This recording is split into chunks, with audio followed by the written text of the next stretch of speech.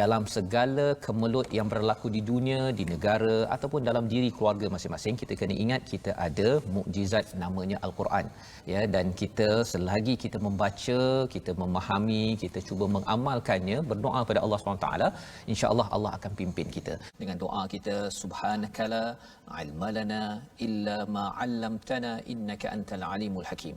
Maha suci-Mu ya Allah, tidak ada ilmu kecuali yang Engkau ajarkan kepada kami, sesungguhnya Engkau yang Maha mengetahui, yang Maha bijaksana. Rabbi zidni ilma, ya Tuhan kami, tambahkanlah ilmu untuk kami. Allahu akbar, Allahu akbar. Apakah kandungan halaman pada hari ini?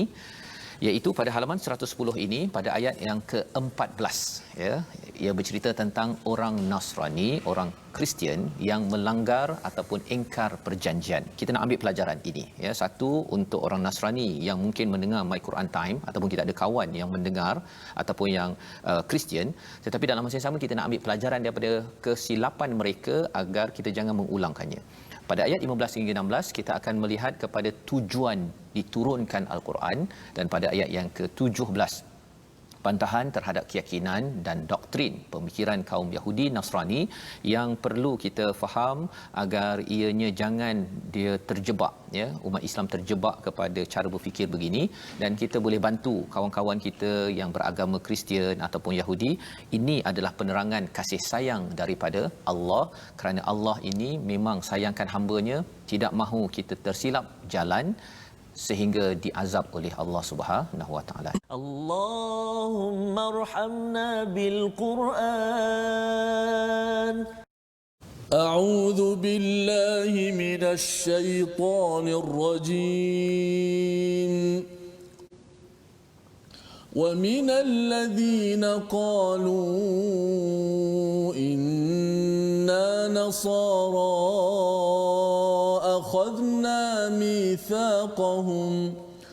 أخذنا ميثاقهم فنسوا حظا مما ذكروا به فأغرينا بينهم العداوة والبغضاء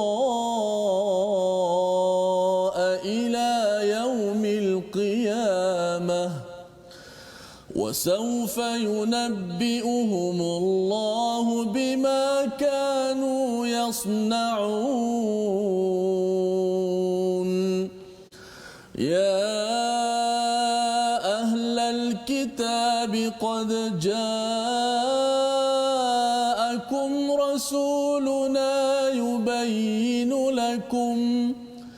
يبين لكم كثيرا مما كنتم تخفون من الكتاب ويعفو عن كثير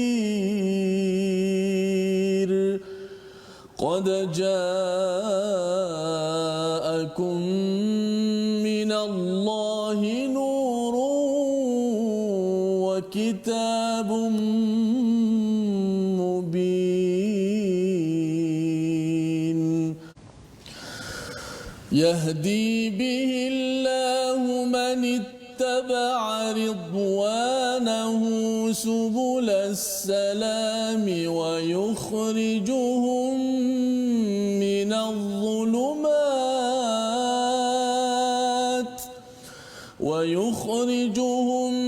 من الظلمات إلى النور بإذنه ويهديهم إلى صراط مستقيم لقد كفر الذين قالوا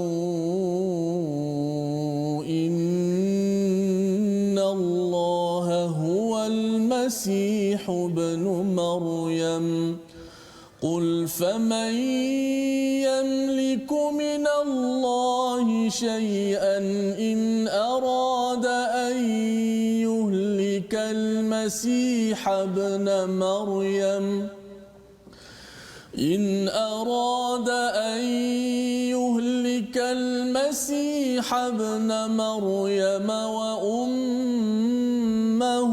ومن في الأرض جميعا ولله ملك السماوات والأرض وما بينهما يخلق ما يشاء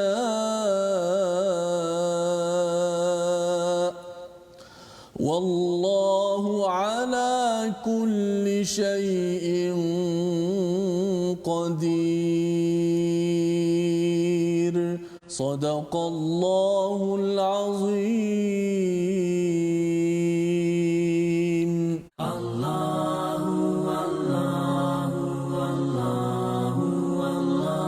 Sama-sama kita lihat pada resolusi kita pada hari ini. Yang pertama, jangan lupakan walau sedikit ajaran daripada kitab Al-Quran. Yang kedua, kita berpegang dengan Al-Quran sebagai cahaya yang akan menerangi dan bukan untuk menggelapkan. Dan yang ketiga, jangan berpegang pada pendapat yang salah. Allah, la ilaha illallah. Membawa pada perkataan kita pada hari ini, sama-sama kita saksikan. Iaitu perkataannya nasia, ya, lupa ataupun tidak ingat.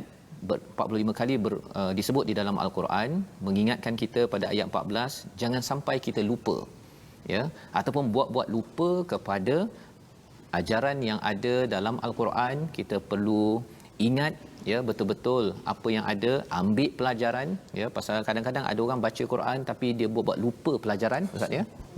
Kita kena ambil, kita ingatkan, letak dekat Facebook, tuan-tuan share sekarang, ada kawan yang terlupa contohnya.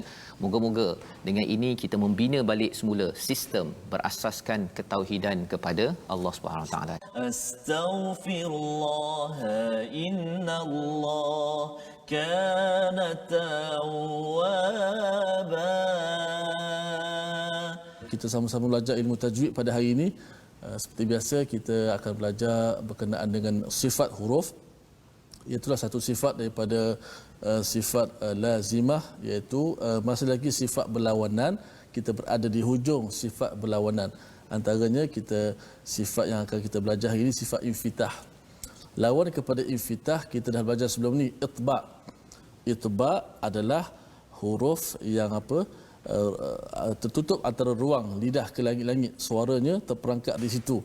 Adapun lawannya hari ini infitah, terbuka, iaitu istilahnya, bahasanya terbuka, istilahnya terbuka ruang antara lidah dan langit-langit.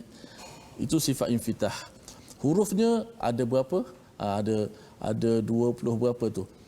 Kalau sifat sebelum ni sifat itba' ada 4 huruf, maka 27. Kalau kita tolak kepada 4, tinggal berapa?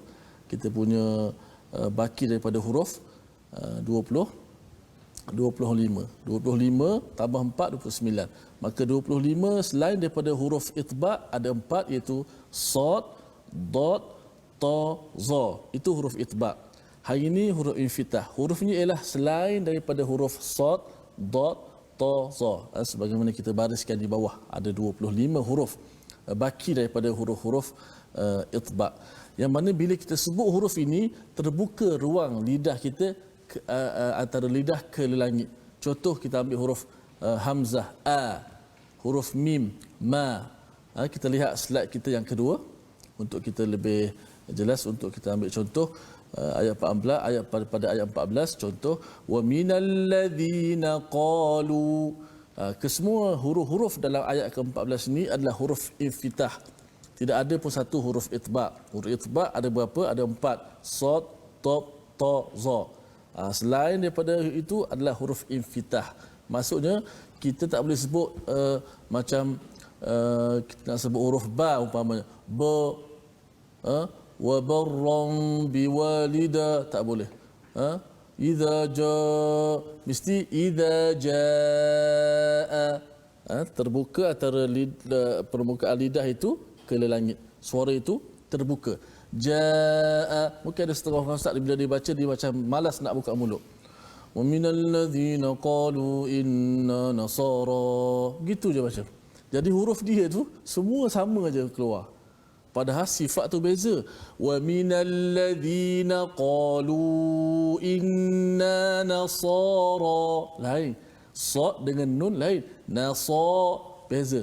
Tak boleh nasara sama je. Ya, betul. Padahal nasara itu nun itu sifat infitah yang kita belajar hari ini. Mesti buka, tak boleh tak boleh Jadi barulah antara itbaq, sifat itbaq iaitu lidah itu tertutup, suara itu tertutup di antara lidah ke langit. Adapun huruf nun dan huruf ra itu terbuka. Dia adalah sifat infitah yang kita belajar hari ini. Contoh ayat kedua, fa aghrayna bainahumul adawah. Fa aghrayna bainahumul adawah. Tak boleh baca fa aghrayna bainahumul adawah. Tak boleh baca macam tu. Itu sifat infitah mesti jelaskan. Ila yaumil qiyamah. Ila, tak boleh ila yaumil qiyamah. Bezanya sedikit saja. Dan kita dah mengurangkan sifat huruf itu. So, infitah apa? Terbuka ruang antara langit ini ke lidah ini ke langit atas. Maksud suara itu terbuka. A, ba, ta, fa, ja, ha, kha, terbuka. Adapun lawan kepada infitah yang kita belajar semalam iaitu itulah itbaq, suara itu terperangkat antara lidah ke langit. Seperti ada 4 huruf saja. Sad, dad, ta, dha. Cuba kita sebut sa. As-salah, as-sa, as-sa, kan?